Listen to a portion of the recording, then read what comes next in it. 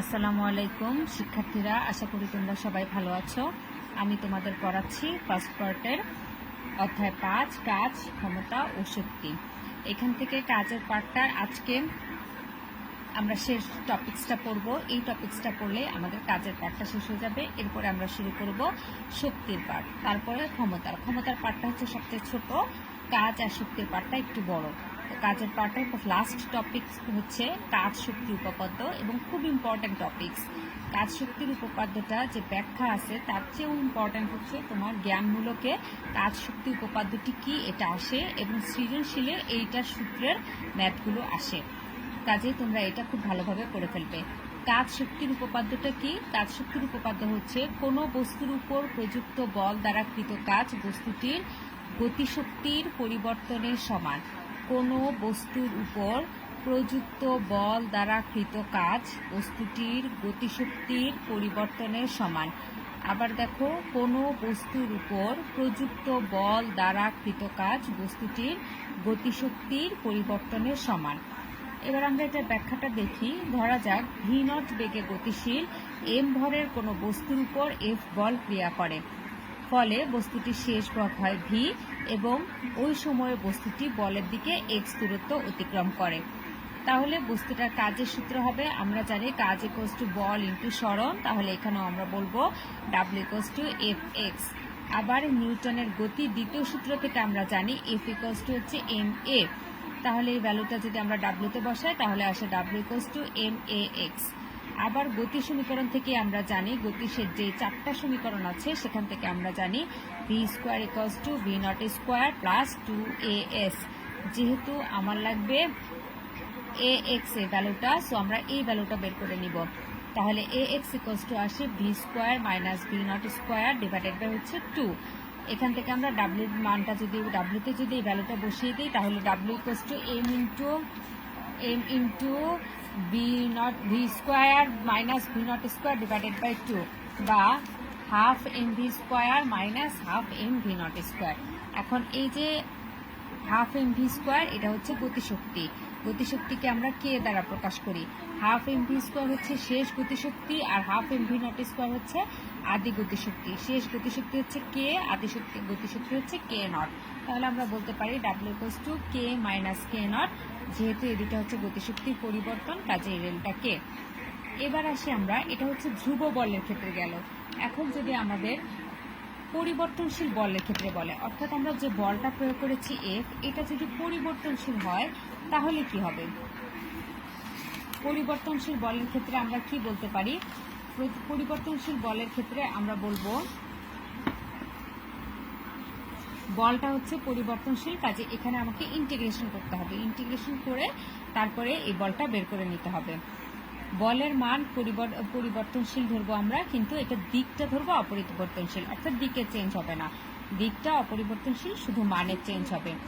সেক্ষেত্রে কণাটি সরণের অভিমুখ বলের দিকেই হবে। ধরা যাক কণাটি এক্স অক্ষ বরাবর গতিশীল।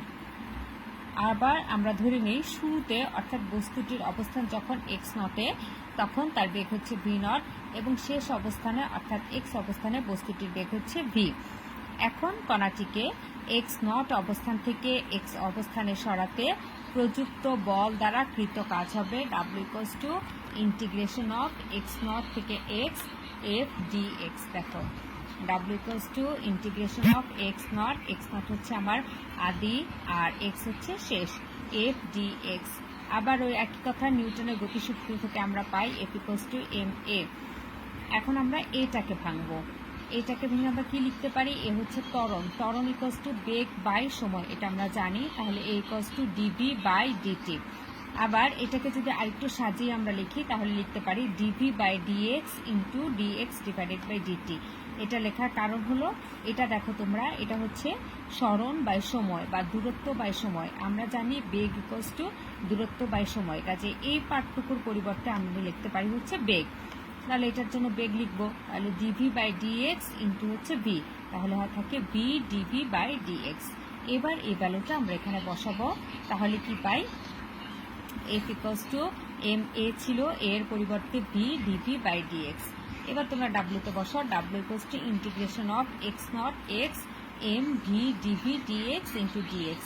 দেখো ডিএক্স ডিএক্স কাটাকাটি চলে যাচ্ছে, তাহলে থাকবে এম ভি ডিভি। এই যে এম ভি ডিভি। এখন যেহেতু ডিভি এর সাপেক্ষে আমার চলে আসছে, তাহলে আমার লিমিটটাও চেঞ্জ হয়ে যাবে ভি এর সাপেক্ষে। আগে ছিল এক্স, কাজে লিমিট ছিল এক্স এর সাপেক্ষে। এখন যেহেতু ভি, কাজে লিমিটটাও চেঞ্জ হয়ে যাবে আমার ভি এর সাপেক্ষে, অর্থাৎ আপার লিমিট এবং লোয়ার লিমিট। আপার লিমিটে ছিল তোমার আদি অবস্থানে এবং লোয়ার লিমিটে ছিল আদি অবস্থান এবং আপার লিমিটে ছিল শেষ অবস্থান। এখানেও তাই, লোয়ার লিমিটে বসাবো আমরা আদি বেগ অর্থাৎ ভি নট, আর আপার লিমিটে আমরা বসাবো শেষ বেগ অর্থাৎ ভি। তাহলে এখানে ধ্রুবককে আমরা যেহেতু ভি এর সাপেক্ষে ইন্টিগ্রেশন করব, কাজে ভি কে রেখে বাকিটা হচ্ছে ধ্রুবক, অর্থাৎ এমটাকে ধ্রুবক, এমটাকে বাইরে নিয়ে আসলাম। তাহলে থাকে integration of v not v v d v. এবার আমরা জানি এক্স ডিএক্স এর ইন্টিগ্রেশন করলে আসে এক্স স্কোয়ার ডিভাইডেড বাই 2, তাহলে ভি ডিভি এর ইন্টিগ্রেশন করলে আসবে ভি স্কোয়ার ডিভাইডেড বাই 2। সেই ফর্মুলাটা আমরা বসাবো m v square divided by 2, আর upper limit v, lower limit হচ্ছে ভি নট। এবার আমরা মান বসাই, আপার এবং লোয়ার লিমিটের মান বসাবো। আপার লিমিট বসালে হবে ভি, তাহলে half m v square minus half m v not square. দেখো পরিবর্তনশীল ধ্রুব বল যখন ধ্রুব ছিল তখন যে সে ছিল half m v square minus half m v not square. এখন ধ্রুব বলের যখন থাকবে না, পরিবর্তনশীল যখন বল হবে, তখনও সেম জিনিস আসছে, half m v square minus half m v not square. তাহলে এটাকে আমরা একইভাবে বলতে পারি এটা হচ্ছে কে আর এটা হচ্ছে কে নট, অর্থাৎ ডেল্টা কে। তাহলে W equals to K minus K nought into delta K. আমরা দুইটার ক্ষেত্রে এটা প্রমাণ করলাম, ধ্রুব বলের ক্ষেত্রে, আবার যদি বলটা ধ্রুব না হয়, পরিবর্তনশীল হয়, তাহলেও সেম জিনিস, অর্থাৎ কাজ শক্তির উপপাদ্যটার ক্ষেত্রে কৃত কাজ ইকুয়ালস টু হচ্ছে গতিশক্তির পরিবর্তনের সমান। সেটা বলটা ধ্রুব হলেও হবে, বলটা যদি ধ্রুব না হয় তাও হবে। তাহলে W equals to K minus K nought into k minus K not equals to হচ্ছে ডেল্টা কে। এইভাবে আমরা এই প্রমাণটা করতে পারি ধ্রুব বলের ক্ষেত্রে, আবার যদি বলটা পরিবর্তনশীল হয় তাহলে এভাবে করতে পারি। তারপরে যেটা বললাম যে এখন আমরা যাব শক্তির পার্টটাতে, যে শক্তি কি। শক্তি হচ্ছে কোনো বস্তুর, এই টপিক্সটাই হচ্ছে আমাদের কাজের শেষ টপিক্স, এরপরে আমাদের কাজের আর কোনো টপিক্স নাই। এরপরে আমরা যাব শক্তির পার্টটাতে। শক্তি কাকে বলে? কোনো বস্তুর কাজ করার সামর্থ্যকেই বলা হয় শক্তি, অর্থাৎ কোনো বস্তু কতটুকু কাজ করতে পারে, তার কতটুকু সামর্থ্য, সেটাই হচ্ছে আমাদের শক্তি। শক্তিটাকে আমরা ই দ্বারা প্রকাশ করি, শক্তিকে হচ্ছে ই দ্বারা প্রকাশ করা হয়। কাজের একক হচ্ছে জুল, শক্তির এককও তাই হবে, অর্থাৎ জুল। কাজ এবং শক্তির একক একই, কাজের একক জুল, সেক্ষেত্রে আমরা শক্তির এককটাকেও বলবো হচ্ছে জুল। শক্তিকে আমরা ই দ্বারা প্রকাশ করে থাকি এবং শক্তির একক হচ্ছে জুল। এটা হলো শক্তি। এরপরে আমরা আসি যে শক্তিকে আমরা নর্মালি দুইটা ভাগে ভাগ করতে পারি, একটা হচ্ছে বিভব শক্তি আর একটা হচ্ছে গতিশক্তি। তো বিভব শক্তি গতিশক্তি যাওয়ার আগে আমরা যাব অভিকর্ষজ বিভব শক্তি। অভিকর্ষজ বিভব শক্তিটা কি?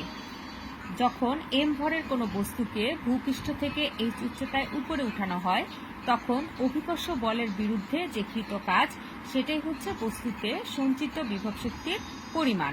অর্থাৎ যে অভিকর্ষ বলের বিরুদ্ধে যে কৃত কাজটা হয়, সেটাই হচ্ছে আমার বিভব শক্তি। এখন এম ভরের বস্তুকে যদি সমবেগে উপরে উঠাতে প্রয়োজনীয় বল এফ হয়, তাহলে বস্তুটির উপর প্রযুক্ত অভিকর্ষর বল বস্তুর ওজন, তার মানে হচ্ছে mg এর সমান হবে। তাহলে ইউ ইকুয়ালস টু আমরা বলতে পারি mgh, কারণ বিভব শক্তিকে আমরা ইউ দ্বারা প্রকাশ করে থাকি আর গতিশক্তিকে আমরা কে দ্বারা প্রকাশ করব। তাহলে বিভব শক্তি ইউ ইকুয়ালস টু হচ্ছে mgh। এটা হচ্ছে বিভব শক্তির সমীকরণ, এটা তোমরা আগেও পড়েছো। বিভব শক্তির সমীকরণ হচ্ছে ইউ ইকুয়ালস টু mgh। এখন নতুন যে জিনিসটা দেখবো সেটা আমরা হচ্ছে স্প্রিং এর বিভব শক্তি। এটা তোমরা আগে পড়োনি, এটা তোমাদের জন্য নতুন। স্প্রিং এর বিভব শক্তি আমরা এখন বের করব। ধরা যাক এক প্রান্তে আবদ্ধ একটি স্প্রিং এর মুক্ত প্রান্তে এম ভরের একটি বস্তু আটকানো আছে। বস্তুটি একটি ঘর্ষণবিহীন তলের উপর দিয়ে চলাচল করতে পারে। এখন এই বস্তুটি যখন x=0 অবস্থানে ছিল, এটা হচ্ছে তার স্বাভাবিক অবস্থা, সেখান থেকে সে x=x অবস্থানে যাচ্ছে, অর্থাৎ স্প্রিংটিকে আমরা টান করছি। টান করলে সে x=0 অবস্থান থেকে সে যাবে x=x অবস্থানে। তখন বস্তুটির উপর প্রযুক্ত যে স্প্রিং বল, আমরা যে বলটা প্রয়োগ করছি সেটা হচ্ছে এফ, যেটা আমরা ডান দিকে প্রয়োগ করছি, আর স্প্রিংটা তার বিপরীত দিকে যে বলটা প্রয়োগ করছে সেটা হচ্ছে এফ এস, যেটাকে আমরা প্রত্যয়নী বল বলতে পারি। এটা হচ্ছে স্প্রিং দ্বারা বল, স্প্রিং দ্বারা বলটা হচ্ছে কৃতকাজের বিপরীতে কাজ করছে। আমরা যেদিকে বল প্রয়োগ করছি ঠিক তার বিপরীত দিকে এই স্প্রিং এর বলটা কাজ করবে, যেটা হচ্ছে আমাদের প্রত্যয়নী বল। তাহলে স্প্রিং এর বলটা সূত্র হচ্ছে F S equals to minus k x.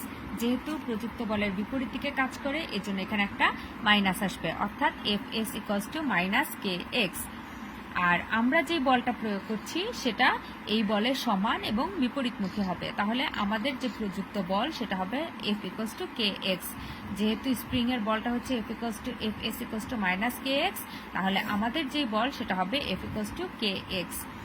এই বল দ্বারা যে কৃত কাজ সেটাই হচ্ছে বস্তুটির সঞ্চিত বিভব শক্তি। তাহলে ইউ ইকুয়ালস টু হবে ইন্টিগ্রেশনের লিমিট বসাও তোমরা। ইন্টিগ্রেশনের লিমিট হবে, প্রথমে ছিল এক্স ইকুয়ালস টু 0, পরে হচ্ছে এক্স ইকুয়ালস টু এক্স, অর্থাৎ 0 টু এক্স। আর আমরা জানি কাজ ইকুয়ালস টু হচ্ছে এফ ইন্টু বল ইন্টু সরণ, অর্থাৎ এফ ইন্টু ডি এক্স। তাহলে এখানেও তাই বসাবো, এফ ইন্টু ডি এক্স। এখন আমরা এফ এর পরিবর্তে এম জি বা এম এ বসাবো না, যেহেতু স্প্রিং ক্ষেত্রে ধ্রুব বলের ব্যাপারটা থাকে, প্রত্যয়নী বলের ব্যাপার আসে, এজন্য এক্ষেত্রে এফ এর পরিবর্তে আমরা বসাবো কে এক্স, যেটা আমার প্রযুক্ত বল। স্প্রিং এর ক্ষেত্রে প্রযুক্ত বল যেটা সেটা আমরা বসাবো সেটা হচ্ছে কে এক্স। তাহলে এফ এর পরিবর্তে আমরা বসাবো কে এক্স ডি এক্স। আমরা কার সাপেক্ষে ইন্টিগ্রেশন করব? এক্স এর সাপেক্ষে। ধ্রুবক হচ্ছে কে, তাহলে কেটাকে আমরা বাইরে নিয়ে আসবো। বাইরে নিয়ে আসার পর 0 to x x d x. একই ইন্টিগ্রেশন লিমিট আমরা জানি এক্স ডি এক্স এর জন্য আসে, ফর্মুলাটা হচ্ছে এক্স স্কোয়ার ডিভাইডেড বাই 2। তাহলে এক্স স্কোয়ার ডিভাইডেড বাই 2 এটা বসাবো, আর আপার লিমিট লোয়ার লিমিট বসিয়ে দেবো। আপার লিমিট হচ্ছে এক্স, তাহলে হবে হাফ কে এক্স স্কোয়ার, আর লোয়ার লিমিট হচ্ছে 0, কাজে এটা টোটালটা 0 চলে আসছে, কাজে 0টা না লিখলেও সমস্যা নেই। তাহলে আমাদের আসবে কত? স্প্রিং এর ক্ষেত্রে বিভব শক্তি হচ্ছে হাফ কে এক্স স্কোয়ার।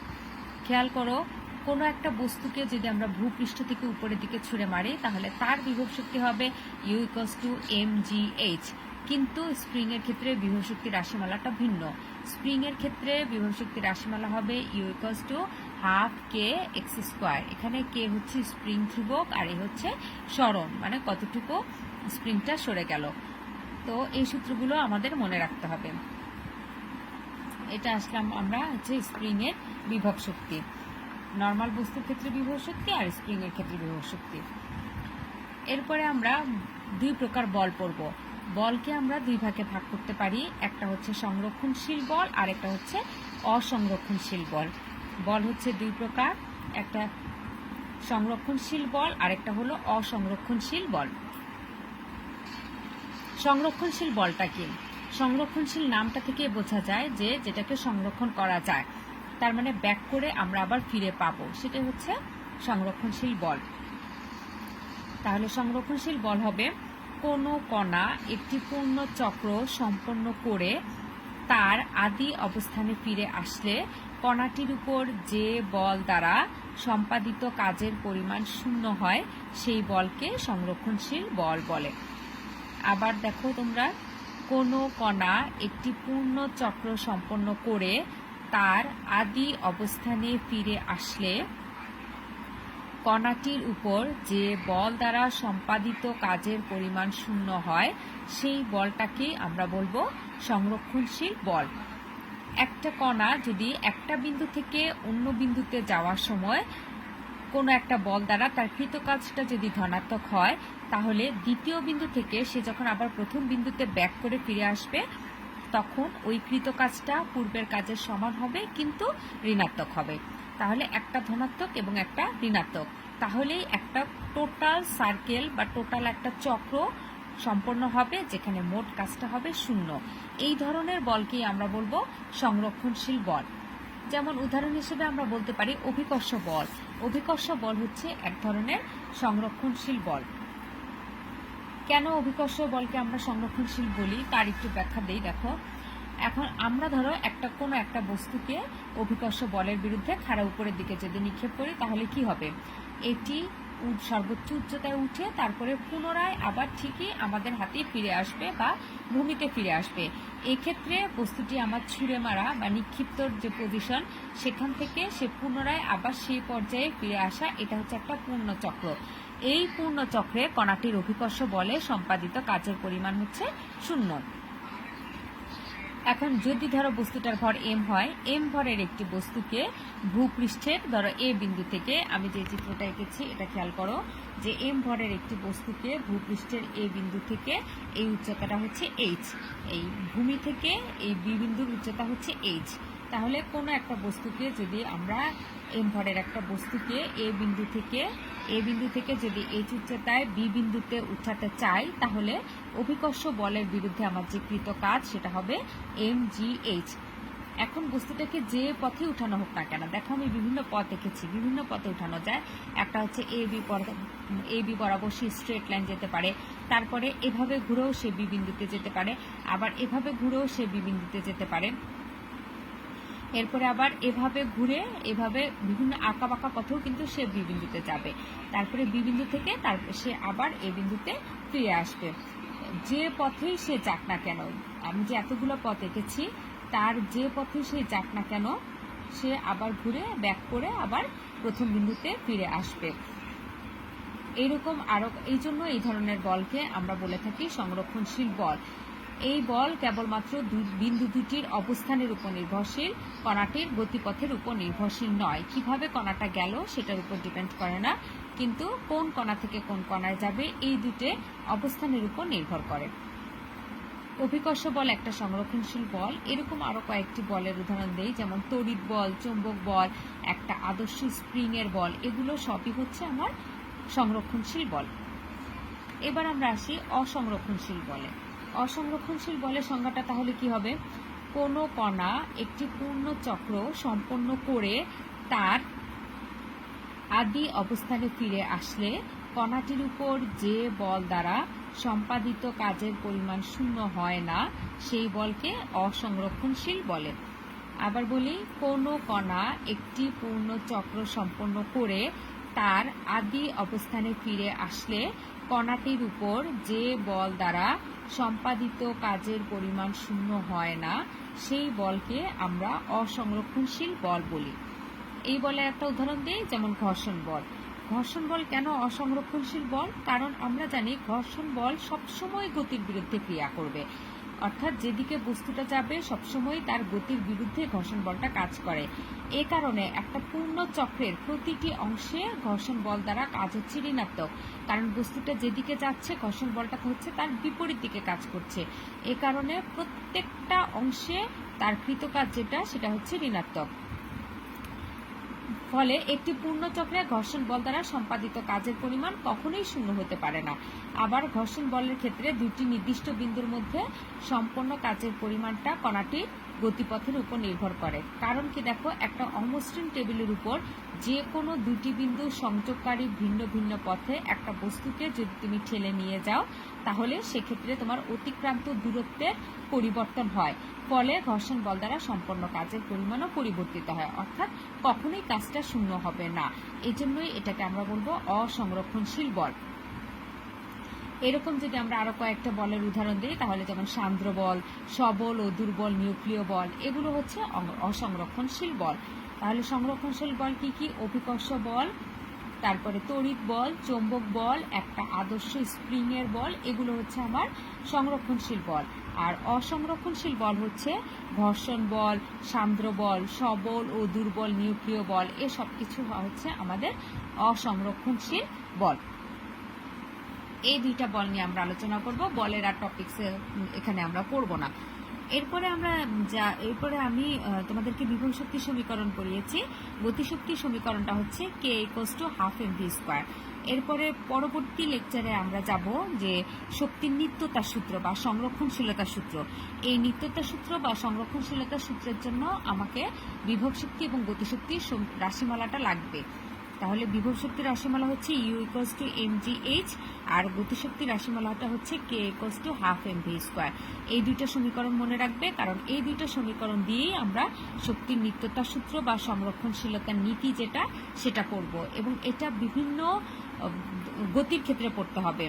একটা বস্তুকে স্ট্রেট আমি উপরের দিকে ছুড়ে দিলে কিভাবে এই নীতিটা মেনে চলে, এরপরে সলন্দোলক গতিটা কিভাবে এই নীতি মেনে চলে, এরকমভাবে আমরা তিনটা দেখব যে বিভিন্ন গতির ক্ষেত্রে কিভাবে শক্তি সংরক্ষণশীলতার নীতি মেনে চলে। আশা করি আজকে যেটুকু পড়িয়েছি তোমরা বুঝতে পেরেছো। সবাই বাসায় পড়াশোনা করবে, ভালো থাকবে। আল্লাহ হাফেজ।